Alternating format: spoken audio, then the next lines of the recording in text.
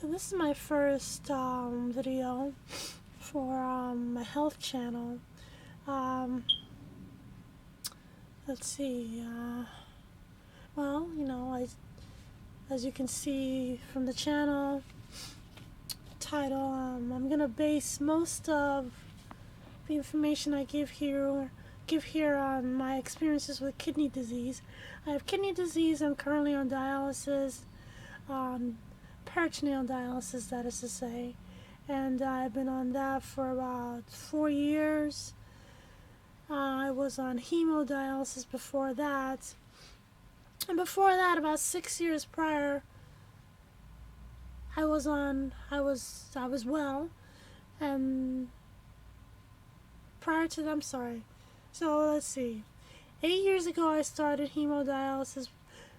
6 years before that, I was well, but I had been on dialysis before that, on peritoneal dialysis. The first time back in 1998, I started peritoneal dialysis, and I was on that for about 2.5 years.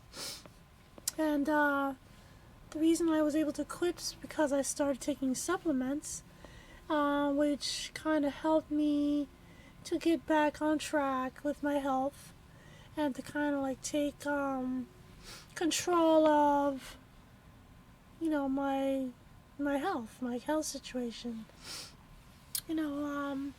But at the time when I started to lapse again back into needing dialysis, I had been taking about 20 plus different supplements, and that stuff is expensive, very expensive.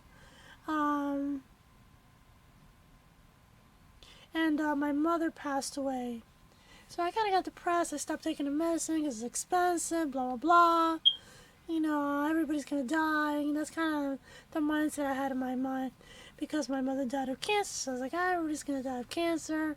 What's the point? So anyway, I probably did that for like about maybe half a year after my mother passed away. Then consistently taking my medication, not medication, my vitamins, my supplements, because I wasn't taking any medication. But then I started to notice that my hip was bothering me, and whereas before I was able to like take long 1 hour walks at lunchtime with my coworkers, now my hip was bothering me, and it was excruciating pain, and I just couldn't handle it. I couldn't handle just a 5-minute walk. I mean, I was limping back and forth, catching the train, commuting, and I would take the elevator. I couldn't take the steps. I could barely just walk from one side of the building to the next. And my legs were swelling up. I didn't even realize that was, what was going on, is that the kidney disease was coming back. I thought that it was because I had developed an infection on my legs. I thought that's what it was. Anyway,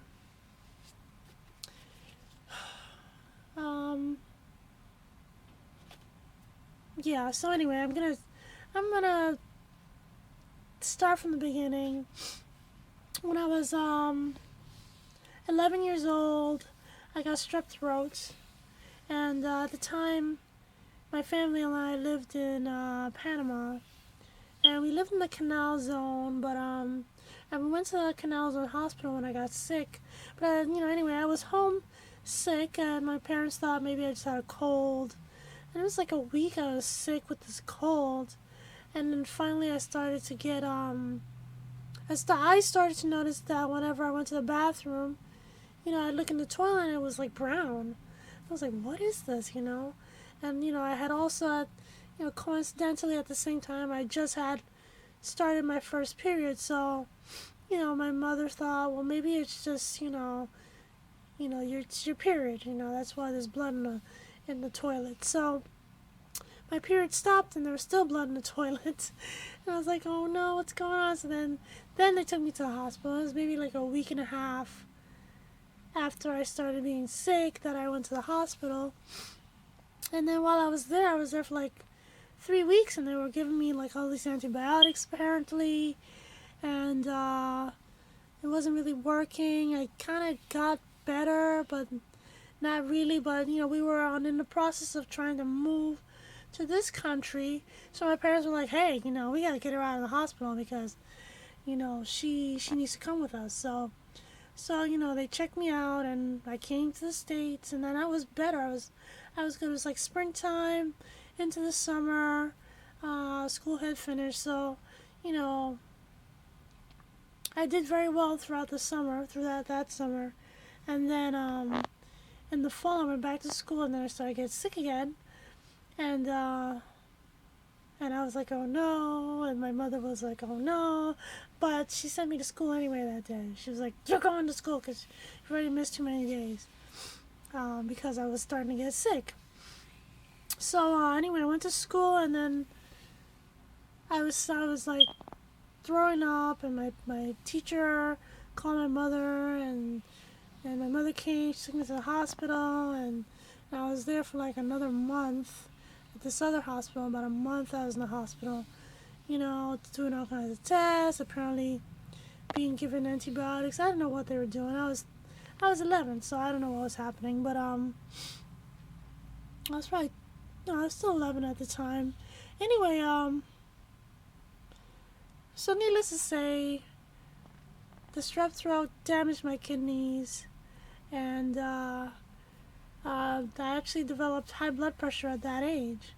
So I don't think I was being given any blood pressure medication at the time, but when I was a teenager, I think I was like 17 or 18 or something like that, my father had high blood pressure, and he said, well, you're coming to my cardiologist, and he's going to help you with this thing. So my father's cardiologist prescribed some blood pressure meds. What was it called? Tenormin, it was called. And it made me drowsy, it made me tired. I didn't want to do anything. You're a teenager. You want to walk around and run around and hang out with your friends, So needless to say, I took it inconsistently because I didn't want to be sick. I didn't want to feel funny, So anyway, that kind of went on for most of my late high school, early college life. I ran a medication I wouldn't take because it's expensive, and I didn't like how it made me feel. So anyway, somewhere in there, in the middle of being in college, I became a vegetarian because one of the doctors recommended that I do that instead of just trying to do a low protein diet. Well, the best way to do low protein is to just eat vegetarian meals. So I did that for a while, and then I met my husband to be, and we were still kind of eating vegetarian meals, but of course he's a meat eater, so when we got married, I was cooking the meals. I'm making him, steak and chicken and all kinds of wonderful meat-laden meals. And I'm cooking the food, so I want to eat some of that too. It smells good. I want to taste it. I want to eat it. I want to enjoy it. So, but anyway, I got pregnant, and one of the things that they had said early on was like, you should just adopt. You shouldn't have any children because, pregnancy is the worst thing you can do to your kidney. So I was like, oh well. So we wanted to adopt for a long time, but I got pregnant. So then I had my child, my daughter, and she was a beautiful baby. She's the most beautiful baby I ever saw when she was born. I was like, this baby is mine. I can't believe it. Thank you, God. So anyway, so I was raising her, and then when she was 10 months old, I got pregnant again. And then I went to the doctor, and they were like, oh, this is not good. You should probably just have an abortion. And I was horrified at the idea that they even suggested that because I'm a Christian. So and I was in, and I, and I was at a Catholic hospital. I specifically went there because I wanted to make sure that nobody would suggest such a thing and that they would just treat my situation the way it is. Okay, she's pregnant, she's got kidney disease, we're going to help her have this pregnancy. But instead, this doctor was suggesting I should have an abortion, so of course I rejected that recommendation. My husband and I decided that that was a very bad idea, and we had my son, who is a wonderful person now. My son and daughter. My son is 22, and my daughter's 23 right now. So I did okay after the pregnancies, but by the time my children were like 2 and 3, I started to succumb to the kidney disease, and I was on dialysis for a little while, for the 2.5 years, like I said initially. And then I started taking supplements, and I got better. For 6 years, I was doing better, and then, like I said before, and then my mother died, and that was it. Everything went downhill. So, anyway, I guess the one thing I want to say on this video, this initial video, is that basically you have to keep your head up. You have to make sure that you understand everything that they're trying to do with you, your medications, treatments, tests, all that stuff. Ask questions, ask lots of questions. Read up about these tests, all this information that they're trying to give you. Read up on it. Take a hold of the reins for your treatment, and don't just let doctors do things to you, just because they say that this is what we gotta do. Because a lot of that stuff is just about money. They got you in the hospital. It's a payday for them. It's a jackpot, because, hey, this chick's got kidney disease, we can give her 1 million tests, and we can make money. Everybody can make money off of this girl. So look at it that way. I mean, seriously, that's the way this medicine is nowadays. And it's not about keeping people healthy. It's not about making people well. It's about keeping them alive so that you can collect money off of their disease. So, like I said, take a hold of the reins, do your research.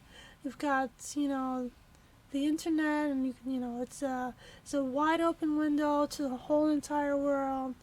And so research your disease, research the different symptoms that you have. Find out maybe what kind of supplements you can take, what kind of nutrition you can go through. They say, you're on dialysis now, you need to be on high protein. When you weren't on dialysis, they said you need to be on low protein. I mean, it's kind of weird. And right now I'm not really on a high protein diet. I don't eat a lot of meat. I really don't eat a lot of food in general, because it's hard to eat a lot of food when you're on peritoneal dialysis. So anyway, this is the first video, and I will tell you a whole lot more about my history and what I've done, what's worked for me, and hopefully what can work for you as well. Be well and be blessed in Jesus' name.